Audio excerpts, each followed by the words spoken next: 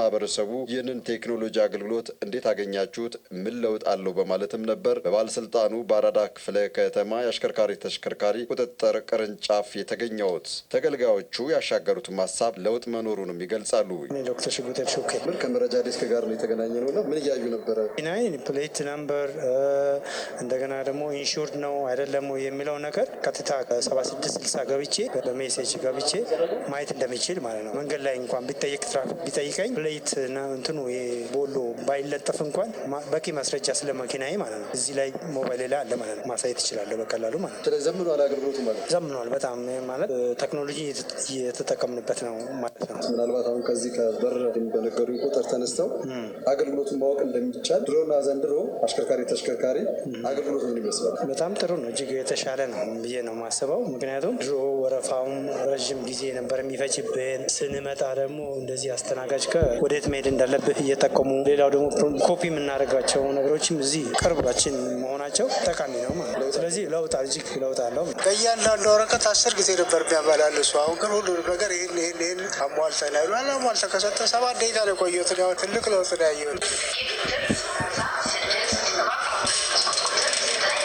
ደረጀ ተፈራ ይባላል። ግማሽ ሰዓትም አልወሰደብኝ፣ ወዲያው ነው የተሰጠኝ። እኔ በጣም ደስ የሚለው ለሌሎች ሰራተኞችም እንደዚህ ያለ ስነ ምግባር እንዲገባ ይፈልጋሉ ማለት ነው። ደግሞ የአራዳ ክፍለ ከተማ እኔ በጣም ነው ደስ ያለኝ። ብዙም አልቆየውም ማለት ነው። እኔ ተስፋዬ ሙሉጌታ እባላለሁ። ፋይል ለማዞር ቦሎ ለመለጠፍ ነው መጣሁ። ጥሩ አገልግሎት ነው ያልቸው። ምን ያህል ደቂቃ ውስጥ ተስተናገደ? ሀራኔ ጠዋት ነው የመጣው እንዳ ጨርሼ ልወጣ ነው። ወይዘሮ ፋሲካ መንገሻ እባላለሁ። ንስብ ለማዞር ወደዚህ መጣሁኝ። እግድ ማስነሳት አለ፣ አንዳንድ ነገር አለ። ያንን ፕሮሰስ ለመጠበቅ ይህን ሰሞን እዚሁ ነኝ ያለ። ግን ዛሬ ስራ አስኪያጁንም ማናገር ስራ አስኪያጁ ረድተውኝ ያለቀልኝ እና አመሰግናለሁ ብያቸው ሌሬ ሽመልስ ድንቁ እባላለሁ። የመጣሁት ከልደታ ክፍለ ከተማ ከመርካቶ አካባቢ ነው። እዚህ የመጣሁት የተሽከርካሪ አገልግሎት ለማግኘት የበፊቱ ካለው አሁን በደንብ እየተሻለ ነው። ጥሩ ከፍጥነት አንጻር ከቴክኖሎጂ አንጻር ጥሩ ነው። እንደው ቴክኖሎጂ ስትለኝ ምን ያህል ያቀለለልን? ለምሳሌ የመጣበት አገልግሎት ምንድን ነው? ምን አይነት ቴክኖሎጂዎችን ተመለከተ? እኔ አሁን የመጣሁት ቦሎ ለማድረግና የግምት ለሽያጭ ነው የመጣሁት። ከበፊቱ በብዙ የተሻለ አይ ቲንክ በፊት ሌላ ማኑዋል አይነት መሰለኝ የሚሰሩት። አሁን ግን ያው ከኮምፒውተራይዝድ ስለሆነ ሞር በደንብ የተሻለ ነው። እኔ አሁን የመጣሁት 40 ደቂቃ ጨርሶብኛል፣ 2 ግምትና ቦሎ ለመስራት። ከዚህ ቀደም ስንት ምን ያህል ጊዜ ውስጥ ነው? ወይ በጣም አሰልቺ ነው፣ ቀናቶች ውስጥ ነው። በጣም ያሙኑ ግን አሉ ተገልጋዮቹ ከክፍያ ስርዓቱ ጋር ተያይዞ ያለው ውጣ ውረድ ሊቀረፍ የሚችልበት ሁኔታም ቢኖር ሲሉም ነው በዚህ መልኩ ሀሳባቸውን የሚያሻገሩት። እንዴት ከ2000 በላይ አትከፍሉም ስላቸው የተሰጠን ገደብ እስከ 2000 ነው። ከ2000 በላይ ከሆነ ወደ ኢትዮጵያ ንግድ ባንክ ላይ ሄዳችሁ ነው የምታስገቡት አሉ። እዚሁ ላይ ተጠቃሎ ሁሉ ነገር ቢከፈል ይሻላል ብዬ በዲጂታል ቢሆን ጥሩ ነው። ዞር ያለሁት 500 ብር ፍለጋል ላርግልሽ ትራንስፈር ብያት ነበር አሉ። በካሽ ይዘና በካሽ የሚቀበሉት ነገር ቢቀርልች። ፕሮግራሙ ደግሞ የህዝብ ድምጽ ነውና ቢሆን ቢደረግ ስሜትን ግለጽ። እንደ አስተያየት የምሰጠው ለምሳሌ 10200 ብር የሚከፈል የዚህ የሊብሬ የቦሎ ምናምን የሚባል ከፍዬ ነው የምጠውት። ግን ሪሲት የምትወስደው ሌላ ባንክ ሄደ ነው የምትወስደው። ያንን እዚሁ ቢያስተካክሉት የተሻለ ነው። እዚሁ ቢያልቅ ማለት ነው። ከፍለ እንደገና ሪሲት ለመውሰድ ንግድ ባንክ ፍለጋ ከመሄድ ቴክኖሎጂው አሁን አሪፍ ስለሆነ እግር መንገዳቸውን እዚሁ ሪሲት ፕሪንት የሚያደርጉበት ቢፈጠር የተሻለ ነው ያለው። አመሰግናለሁ። ለመሆኑ ይህ የቴክኖሎጂ አገልግሎት አሰጣጥ ከመረጃ መስጫ መስኮት አንስቶ ምን አዳዲስ አሰራሮችን ነው ለተገልጋይ ህብረተሰቡ ያቀረበው? ስልም የቅርንጫፍ ጽህፈት ቤቱ የአሽከርካሪ ብቃት ማረጋገጥ ቡድን መሪ የሆኑትን አቶ ታደሰ አስፋው በዚህ መልኩ ነበር ያብራሩልኝ። ደንበኞች ከበር ጀምሮ ሲመጡ አገልግሎቱ ከየት ተነስተው የት ይደርሳሉ የሚለውን ስለ ቴክኖሎጂ ንገር። ቴክኖሎጂው እንደገቡ ገና ባርኮድ ያለች እሷን ባርኮድ እስካን ያርጓትና የሚፈልጉትን አገልግሎት ምን እንደሆነ ያያሉ። የሚያስፈልገውን ክራይቴሪያ መርጠው ይሄ ለዚህ ለቦሎ ከሆነ ለቦሎ ምን ያስፈልጋል የሚሉ ያዩና እሷን አሟልተው ወደ መረጃ ዲስክ ሄዳሉ ማለት ነው። መረጃ ዲስክ ደግሞ ያይና እንደተሟላ ቀውን ያይና ወደ መስኮት መር ነው። አጠቃላይ ይሄን መሰራ አገልግሎት ተሽከርካሪ መኪና የሚታይ ከሆነ ደግሞ በጀርባ በኩል መኪና ማሳያ ያለ እሱን አሳይተው ይመጣሉ ማለት ነው። አጠቃላይ ተሽከርካሪ ያለው ዘርፍ ማለት ፋይላቸውን ለምሳሌ ትክክለኛ መሆኑን በስካን ያዩታል። ስካን ያዩና ገብቶ ሲያዩት ስካን ላይ ፋይላቸዋል። ከዛ እሱ አይተው ምን አለው ምን የለም ተረጋግጦ ሰርቪስ ይሰጣቸዋል ማለት ነው። የወረቀት ስራዎች ቀርተዋል ወይስ አሉ? አሁን ወረቀት ስራዎች ቢኖሩም ስካን ይደረጋሉ። ፋይል ነው፣ ኦሪጂናል ነው፣ ግን ደግሞ ስካን ተደርጎ ይቀመጣል እንጂ ሙሉ በሙሉ አሁንስ ወደ ዲጂታል ነው የገባው። ድሮና ዘንድሮ የቴክኖሎጂ ከመምጣቱ ጋር ተያይዞ ምን አዳዲስ ነገሮች አሉ? አሁን ለምንድን ነው የሚደረገው? ድሮ ላይ ይሄን አሟላ ይሄን ኢቭን የቦሎ ራሱ ወረቀት ነበረ። የቦሎ ማስመር ነው ሲመጡ አሁን ኦንላይን ከዚህ ነው የምታየው። ብዙ ወረቀት አታመጣም። እዚህ ታያለህ። ያላሟላም ይሄን አሟልተሃል ቀጥታ እዚሁ ማየት ይቻላል ማለት ነው። ድሮ ትንሽ በአንድ እንትን ስለነበር ይወሰን ነበር። የተወሰነ ምልልሶች ይኖረዋል፣ ሰውም ይበዛል። እንደዚህ ወረፋ ማስጠበቂያም አልነበረም። ነው። ስለዚህ ዝም ብለህ አንተ ደስ ካለ እዚያ ጋር ትከም ትላለህ። አንዱ ሰው ይዛና ይደራረባል። ሲጠራ በቁጥር መሰረት ትናገራለህ ማለት ነው። ወረፋዬ ነው ወረፋ አትልም ማለት ነው። ሲያል ሌላ ሰው ይመጣል ማለት ነው። በቁጥር መሰረት የክፍያ ስርዓቱ አሁን ተወሰነ። ሞባይል ባንኪንግ ስለሚገባ እሱ አልገባም፣ እሱ ይገባል። አሁን ቴሌብር እና እሱ ይገባሉ። ቅድም ኢቲ ጋር በተያያዘም ሲናገሩ ነበር ተገልጋዮችና ክፍያ እሱ ኢቲ ክፍያ 20 ብር ማሰብ ማንኛውም ክፍያ አይቀበሉም። ባንክ ደም ትከፍል። እሱ እንግዲህ አዲስ ሲስተም ሲለማ እዛው ጋር ሚስተካከል የሚፈታ ይመስለኛል። ተጨማሪ ሲኔጅ ማሽን ዲጂታል ሲኔጅ ማሽን ይባላል። 3 ቋንቋዎች ናቸው ለጊዜው የተቀየሩት ያሉት። በአማርኛ ከፈለክ አማርኛ ጽፋለህ። ከዛ ምን ይሰጣል የሚለውን አገልግሎቶች አሉ። የምስልህ የተሽከርካሪ ትመርጣለህ። ስካኒንግ ከሚደረገው ከዛ በተጨማሪ ባይኖር እንኳን የተሽከርካሪ ከሆነ ስንት አለ? 19 ይታያል። ልክ አዲስ ተሽከርካሪ ይዘህ ከመጣህ ይሄን ትነካዋለህ። ምንም ያስፈልጋል? ቅድመ ሁኔታዎች ይዘረዝርልሃል። ስንት ደቂቃ ይፈጃል የሚለው አጠቃላይ ደቂቃው ራሱ እዚህ ጋር ላይ አለ። 15 ደቂቃ ይፈጃል። ከዛ እያንዳንዷ ምን ያስፈልገኛል ምትሉ እዚህ ጋር ቁጭ ብላለች። አንተ ውስጥ ሳትጠይቅ ይሄን ሞልተህ ስትቀርብ ትስተናግዳለህ ማለት ነው። ሁለተኛ ደግሞ አሽከርካሪም ከሆነ እንደዚሁ የፈለግከውን ነገር ነክተህ ምን እንዳለ ማወቅ ትችላለህ። ለማደስ ከሆነ ይኸው የሚያስፈልግ ቅድመ ሁኔታዎቹ እዚህ ጋር አሉ ማለት ነው።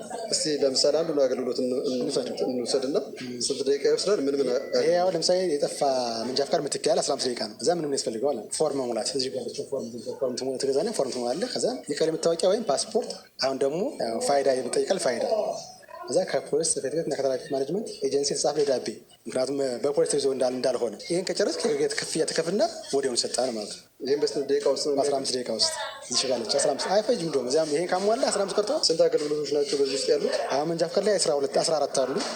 አሁን ላይ የዚህ ይሄ አሽከርካሪ ዘር ብቻ አሽከርካሪ ብቻ።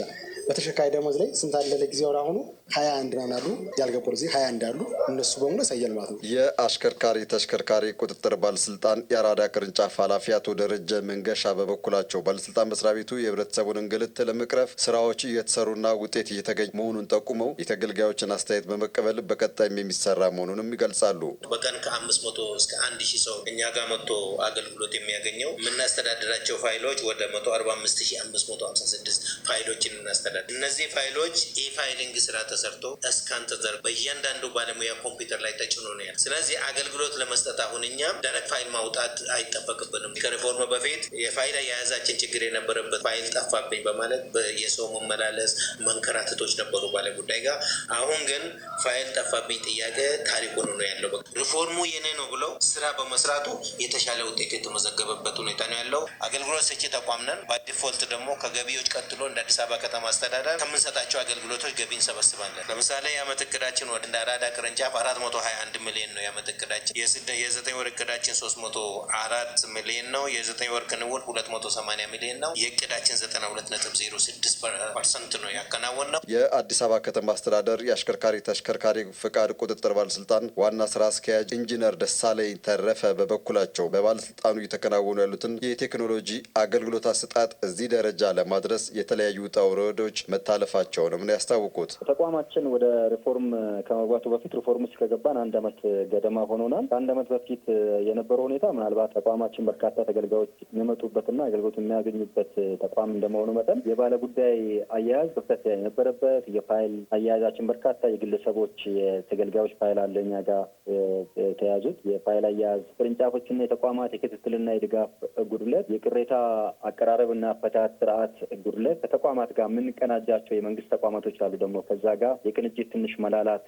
የነበረበት በጣም ሰፊ እና ብዙ የመልካም አስተዳደር ችግሮች የነበረበት ተቋም፣ የተጠያቂነት ስርዓትም የላላበት፣ ለሰራተኛውም ለተገልጋዩም ደግሞ ምቹ የስራ ሁኔታ ያልተፈጠረበት እና የቴክኖሎጂ አጠቃቀማችን አናሳና አንዳንዶቹ ቴክኖሎጂዎች ደግሞ ጊዜ ያለፈባቸውና ለውጭ የሚጠልፉ ቴክኖሎጂ የሚጠልፉ ለሌሎችም ጉዳዮች በጣም ተጋላጭ የሆኑ የውጭም ከዚህ በፊት የወጡ ሰራተኞችም ከውጭም ሆኖ ሲስተሙን እንደፈለጉ የሚያስተዳድሩበት ስርዓት የነበረና ስለዚህ እነዚህን ወደ 9 አካባቢ ዋና ዋና ችግሮች የነበሩበት ነው። እነሱን ፈተን ኦልሞስት እያንዳንዱን ጉዳዮች በእቅድ በክትትል ፈተን አሁን ጥሩ የሚባል የሪፎርም ውጤት ላይ ደርሰናል ማለት ነው። ምናልባት ከሪፎርሙ በኋላ የመጡ በጣም በርካታ ጉዳዮች አሉ። አገልግሎቶች በቴክኖሎጂ ዲጂታል እንዲሆኑ ተደርጓልና ዲጂታል የሆኑት አገልግሎቶች የትኞቹ ናቸው? ምን ያህል በስታንዳርድ አገልግሎት እንድትሰጡ አስችሏቸዋል? ይሄ ከሪፎርሙ በኋላ ተቋማችን በርካታ አገልግሎት ነው የምንሰጥ። ወደ 45 ዋና ዋና አገልግሎቶች አሉ። ከ45 ከ45ቱ ወደ 35 አሁን በቴክኖሎጂ በጣም አገልግሎት እየሰጠን ነው። አሁን ቴክኖሎጂም አሁንም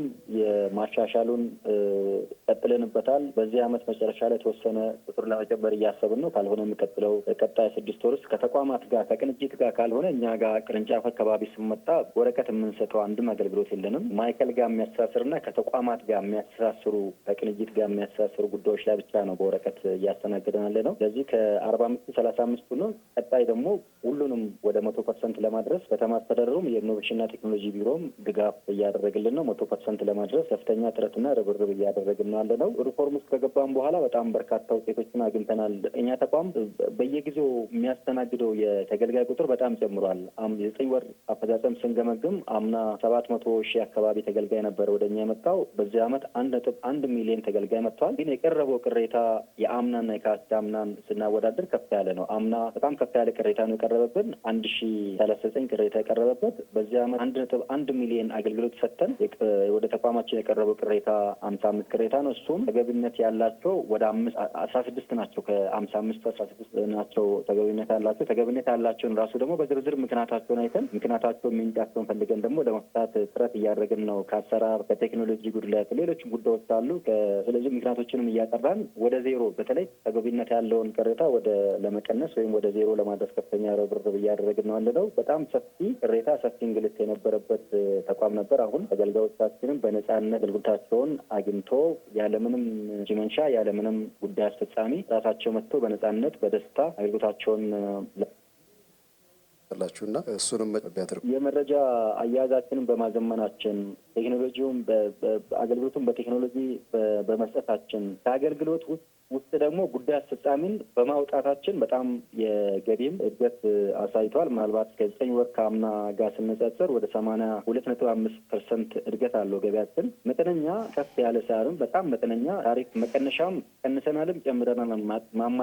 የማመጣጠን ስራ ነው የተሰራው። በጣም ከፍ ያለ ፐርሰንት አልነበረም። የታሪፍ የቀነስንም አለ የጨመርንም ባለ የፍትሐዊ ያልሆነ የታሪፍ አከፋፈል ስለነበረ እሱ ሚዛናዊ የማድረግ ስራ ከሰራን በኋላ አብዛኛውን ትክክለኛን የመንግስት ገቢ ለመንግስት ገቢ እንዲሆን በማድረጋችን ብቻ አየር ላይ የምታደሱ መንጃ ፈቃዶችን፣ አየር ላይ የምትሰጡ ቦሎችን፣ አየር ላይ የምትሰጡ አገልግሎቶችን ወደ መንግስት ቤት በማስገባታችን በጣም ብዙ ለመንግስት የምናስገባውን ገቢ እንዲያድግ አድርጓል። አምና 9 ወር ጋር ስናነጻጽር ወደ 82.5% ነው የጨመረው። ስለዚህ የሪፎርሙ ውጤት ነው ማለት ነው። አሁን የ9 ወር ውስጥ በገንዘብ ስንት ነው ማለት ነው? 5 ቢሊዮን አካባቢ ነው። 5 ቢሊዮን አካባቢ ገቢ ሰብስበናል። የአምናው በ82.5 ይቀንሳል ማለት ነው። ኢንጂነር ደሳለኝ አክለውም አሁን ላይ ተገልጋዮች ከአገልግሎት ክፍያ ጋር ተያይዞ ያነሷቸውን ጥያቄዎች ምላሽ ለማሰጠትም ባለስልጣን መስሪያ ቤቱ ስራዎች እየተሰሩ መሆኑንም ይገልጻሉ። ካሽ እየተቀበልን ነው ለጊዜው የፋይናንስ ቢሮ ስለፈቀደልን። ከዛ በላይ ያሉትን ክፍያዎችን በተመለከተ ከቴሌ ብርና ከሲቢ ብር ጋር ከተማችን ለማስተሳሰር ከኢኖቬሽንና ቴክኖሎጂ ቢሮ ጋር በመሆን እየሰራ ነው። ምናልባት በአጭር ጊዜ ውስጥ ተግባራዊ እናደርጋለን። ስልክ ማዛወር የሚቻለው የተገደበ ገንዘብ ስለሆነ እኛ ጋር የተሽከርካሪ አገልግሎት ላይ ተለቅ ያለ ክፍያዎችም ስላሉ እዛ እንዳይንገላቱ ደግሞ ንግድ ባንክን ሁሉም ቅርንጫፎቻችን ላይ ያስገብተናል። ስለዚህ 2 ነገር ነው ማለት ነው። በካሽ እስከ 2,000 ብር ከፍሎት እንቀበላለን። 2 ደግሞ ባንክም እዛው በየቅርንጫፍ ገባ። ምናልባት አራዳን እርግጠኛ አይደለሁም። አብዛኞቻችሁ ቅርንጫፎች ላይ ንግድ ባንክ ገብቶ እየሰራ ነው።